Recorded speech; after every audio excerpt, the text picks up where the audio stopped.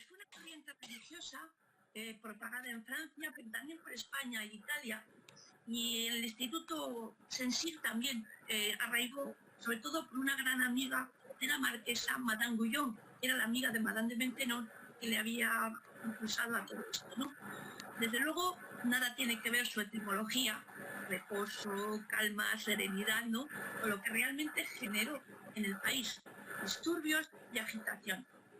El quietismo se originó en 1675 debido a las reflexiones de un sacerdote español llamado Molinos, este que tenemos aquí en la foto, y según este sacerdote, él decía que purificándose del pecado se podía, gracias a una quietud interior y por la oración, hacerse digno de acercarse al trono de Dios.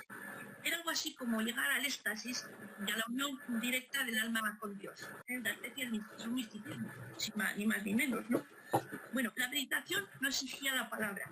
Entonces, según esta corriente religiosa, el alma nunca está más cerca de la beatitud que en la contemplación, y observando un santo silencio. Entonces, sobre esta base, Molinos decía que el cristiano envuelto tranquilamente en ese quietismo alcanzaba la perfección en las indiferencias hacia su propia salvación. Bueno, pues él por tanto vemos que lo que ensalza es la vida contemplativa, la abolición de la voluntad, es decir, aceptar de un modo pasivo por la voluntad de Dios. Bueno, este señor, como digo, fue apresado por la Inquisición, fue condenado a una reclusión perpetua y luego prohibida su obra por el Papa. Vamos a ver un poco cómo se desarrolla esto. Bueno, poco antes de que llegase esta condena, el quietismo se puso de moda. Ya digo, era una doctrina peligrosa y el Papa, Inocencio XI concretamente, la perseguirá, ¿no? De manera que aquí tenemos a esta madame, que es la que lo impulsa, esta señora que hemos comentado antes, amiga de Madame de Maintenon, Madame Guyon. Yo veis que va como con hábito de monja, ¿no? Bueno, poco antes de que llegase la condena del Papa, el quietismo se puso de moda. En Versalles pues ya no se hablaba más que del puro amor, el abandono, la santa indiferencia, todo lo simple y lo sencillo. Ya nadie se preocupaba por nada, ni siquiera por su salvación. Esta era la pretendida y total resignación a la voluntad divina, es decir, abolición de la voluntad del hombre, ¿no? Y todo esto bajo la temible influencia de esta Madame Guyon que tenemos aquí. Su nombre de soltera era Juana María Bouvier de la Motte. A los 22 años se enviudó de Jacques Guyon y sus últimas palabras fueron para poner a su esposa en guardia contra su temperamento exaltado. Bueno, ella no debió tomar muy en cuenta este consejo porque pronto fue enterrada en el convento de las Salesianas, mientras que su director espiritual era el que le inspiraba ese camino místico, el padre Lacombe, era enterrado en la Bastilla antes de ser transferido al castillo de Lourdes. Bueno, Madame Guyon tenía amigas y admiradores en la corte, y estas entonces intercedieron ante Madame de Maintenon en favor de la prisionera. Madame de Maintenon habló al rey y Juana María recuperó la libertad. Entonces conoció al abad de la Motte Fenelon, que vamos a pasar, si lo puedo hacer, porque el primero siempre no me deja. Bueno, este es Fenelon, el conocido, sabéis, escritor. Entonces, los consejos agravaron su tendencia a un misticismo incontrolado y marginal. A todo esto, pues Madame de Maintenon se había sentido vivamente impresionada por la piedad tan ardiente de esta señora y quiso conocerla. Entonces Juana María fue recibida por un pequeño comité. Madame Guyon debía de ser pues buena comunicadora y también pues un poder de convicción extraordinario, porque enseguida despertó gran entusiasmo entre aquellos que le oían, sus interlocutores. Cuando ella explicaba sus doctrinas, sus peculiaridades, sus singularidades, pues lo adornaba todo con un encanto que realmente conquistaba. También Madame de Maintenon se sintió atraída por esta señora y por sus teorías, aunque una cosa sí le chocaba un poquito. Y es que semejante devota, por ejemplo, que exhibió un escote tan profundo y además así se lo debió de decir a ella, ¿no? Es decir, como esa piedad que usted tiene y se presenta con este escote un poco exagerado. Pero enseguida le aseguró que ese vestido impúdico, dijo ella, era un engaño. Ella, debajo de ese vestido, ocultaba un cilicio de clines y brazaletes con puntas de hierro y lo que era más, que se hacía azotar con ramas de ortiga. Bueno, quizá Madame de Maintenon pues lamentó haber hecho ese juicio precipitado. Bueno, sea lo que fuere, lo cierto es que empezó a mantener más relación con ella, la invitó a almorzar y lo que es más, los escritos de Madame Guyon entraron en la fundación que he hablado antes. Claro, esto sembró pues muchísima confusión entre las maestras y las jóvenes del pensionado.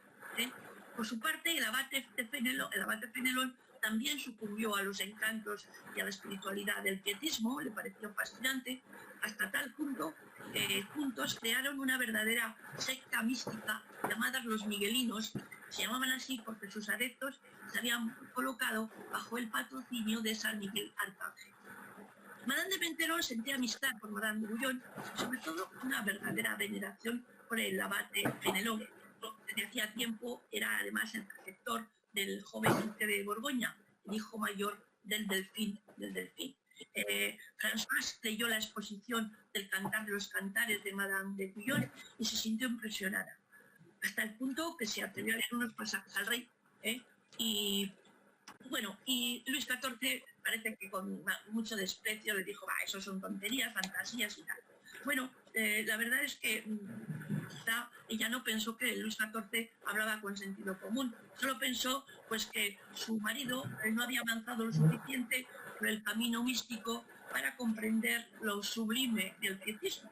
Sin embargo, también ella tiene sus dudas y es por ello que a principios de 1694 pidió al obispo de Salón, que era Monseñor de Noailles, aquí tenemos a Madame de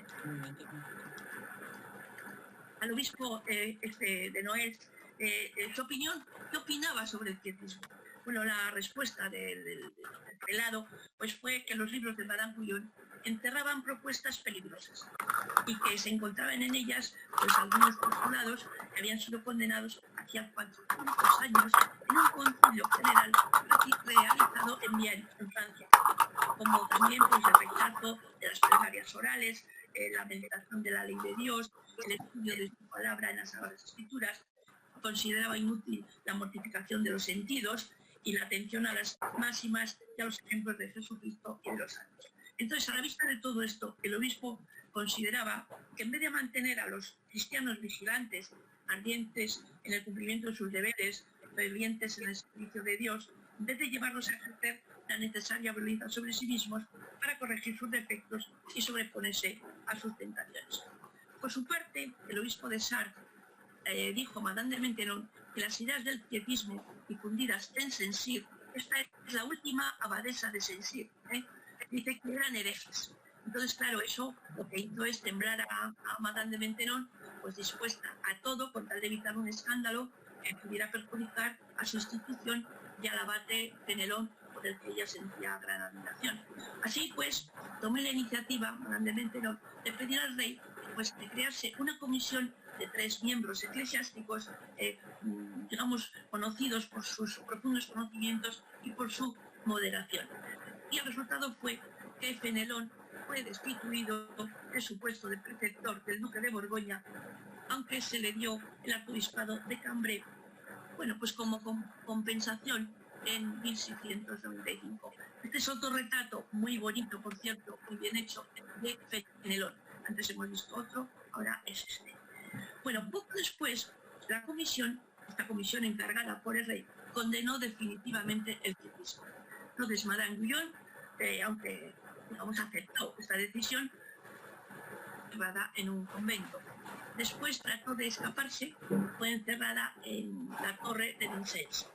Antes de eso, Madame de Maintenon ya le había prohibido todo contacto con Saint-Cyr, donde ella trataba de combatir lo mejor que podía pues la peste cuyo germen ella misma había introducido. Entonces, 3 maestras, por ejemplo, fueron expulsadas y encerradas en un convento, pero también este asunto empañó un poco la armonía de Luis XIV y su esposa morganática, Madame de Maintenon, porque Luis XIV estaba furioso por haber caído en el error de dejarle otorgar un arzobispado a un hombre dogmáticamente dudoso. Por su parte, el señor de Cambrai recurrió al Papa. Nada podía enfadar más a Luis XIV que tener al pontífice la ocasión de inmiscuirse en los asuntos religiosos franceses. Sabemos que Francia siempre ha tenido especial celo en dirigir un poco su iglesia. Entonces, por eso a Luis XIV esto no le gustaba, ya Francisco I ya lo hacía, de manera que eso de tener que dar muchas explicaciones al Papa tampoco le convencía.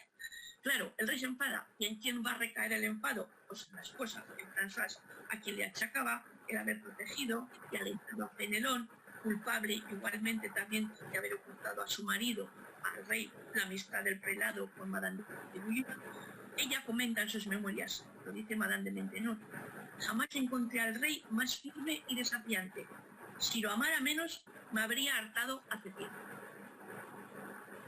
Madame de Maintenon salió reconciliada con su marido, pero escaldada contra toda práctica religiosa que se apartara de las normas ortodoxas. A fines del siglo XVII, al pie del retrato de una mujer, se podían leer estos 5 versos en forma de adivinanza. La estima de mi rey me ganó su ternura. Lo amé 30 años sin renunciamiento. Él me amó 30 años sin remordimientos.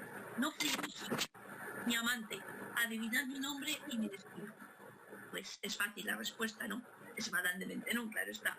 Y además de estos 5 versos, también resumen, yo creo que muy bien, el lugar ambiguo de la esposa morganática de Luis XIV.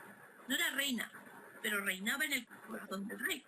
Oficialmente no tenía ningún poder. Y Luis también se lo recordaba bastante a menudo. Pero a pesar de eso, ella podía mucho. Pero claro, siempre eso tenía un precio. El duque de Chartres le solía decir: estáis en el lugar de la reina y no tenéis más libertad que una pequeña burguesa. Bueno, Luis nunca pedía directamente su opinión, pero él sabía desde hacía tiempo, voy a abrir un momento.